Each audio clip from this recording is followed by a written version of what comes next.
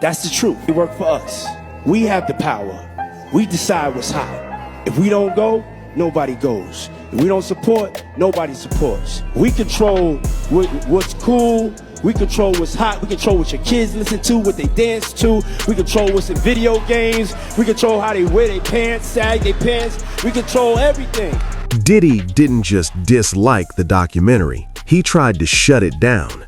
The moment Sean Combs' The Reckoning hit Netflix, his lawyers went straight into attack mode, calling it a shameful hit piece, claiming stolen footage, leaked legal talks, and saying this whole thing was driven by 50 Cent's personal issues with him. But here's the thing. When someone with that much power starts panicking this loud, people start asking questions. And once you really see what's inside this documentary, it becomes clear why Diddy is fighting so hard to make it disappear. Because this doesn't feel like another headline. It feels like the moment there's no coming back from. You guys don't need to worry about me getting revenge from Diddy. I've got 3 moves that make sure he'll never be able to come after me or my family. First, I personally reached out to the victims' legal teams. The real reason he's not getting out is those buried cases behind the scenes. I provided legal funding for 7 victims who had been silent for years and brought in the top criminal attorneys in the country. Second, I bought up every potential post-release business deal he had lined up. And that's where this story really begins. You clicked this for a reason. You trying to see what really went down with 50 Cent and P. Diddy when the new doc dropped. That behind-the-scenes mess they never explained? Yeah, that's what we're getting into right now. So do me a favor, hit that subscribe button, smack that notification bell, and stay locked in. We keep it street, we keep it real, and we bring you the latest behind-the-scenes moves from the celebrity world before everybody else catch on. I have a reason to be scared. You could be Kang the Conqueror, and they could take your rabbit ass down in 2 weekends. Now, I've had to turn down $50 million 4 times, because P. Diddy be wanting to party. And you gotta tell him no. Diddy's legal team didn't waste time. They sent Netflix a cease and desist letter demanding the series be pulled down. Their main argument? They say the documentary uses footage that wasn't meant for the public, private moments, legal conversations, stuff they claim crosses the line. They also say the whole thing is being sold for profit, painted to look more dramatic than it really is, and pushed by people who already had issues with Diddy long before this dropped. They be having these big mansion parties, and the mansion party, the whole mansion is a party, and then it's a separate party in the little rooms. I ain't been famous that goddamn long. I'm excited in a mother be at the mansion party. You be looking in all the goddamn rooms, and you around and look in the wrong room. And of course, 50 Cent's name keeps popping up in the background. That long-running tension between them, fans already know that history, and rumors suggest that's part of why this doc hit so hard. But Netflix didn't fold. Instead, Netflix stood firm and made it clear they believe the series is factual, backed up, and fair. And that's when people realized this wasn't about hurt feelings, it was about what the documentary actually shows. And once you get into that, everything changes. I planned this 2 years in advance, so by the time he got sentenced and still had hope of getting out, every partner had already cut ties with him. Third, I don't just have evidence, I've got backups. This is an entire minefield that's been buried for 20 years. I uncovered every secret from the last 30 years. With testimonies from the victims, we interviewed over a dozen people he tricked, threatened, or violated. You think that's harsh? No, he destroyed other people's lives for decades. Not long ago, Diddy was untouchable.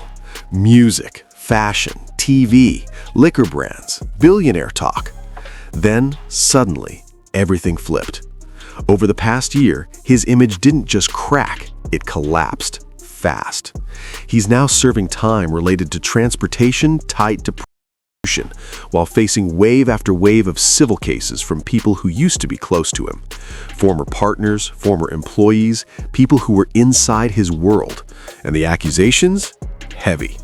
Fans online started saying the same thing over and over. How did this all happen so fast? But according to the documentary, it didn't. This wasn't sudden. It was building for decades.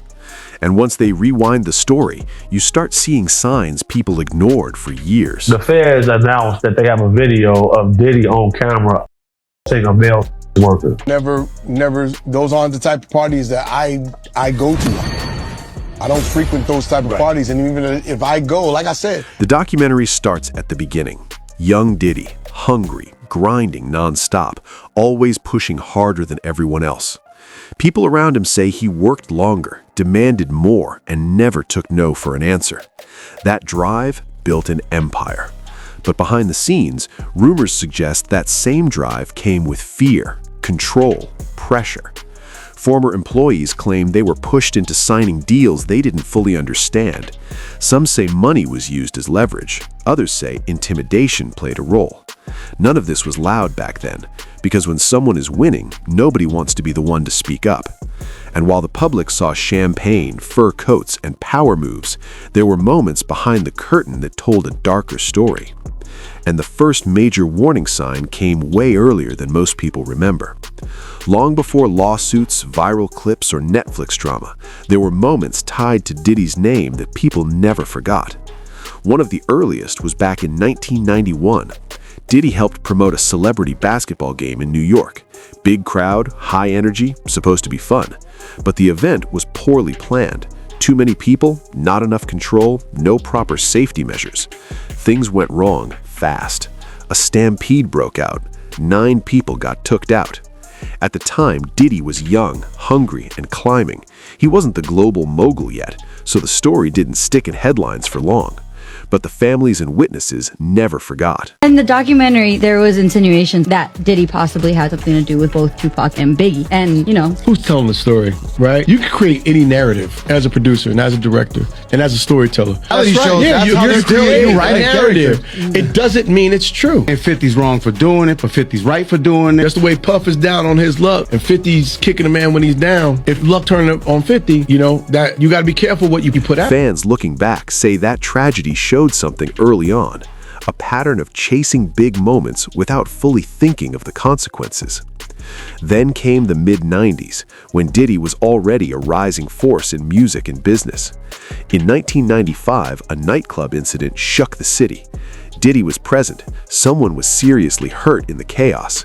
Diddy denied any wrongdoing. No legal action stuck, but reports claim something else happened behind the scenes. And to be honest with the God, I saw the check. But I don't know where the check came from. I just know the person who had the check, and I know what they told us what he got the check for. All right. And that's how I'm gonna leave it at that. Money may have been offered to shift responsibility.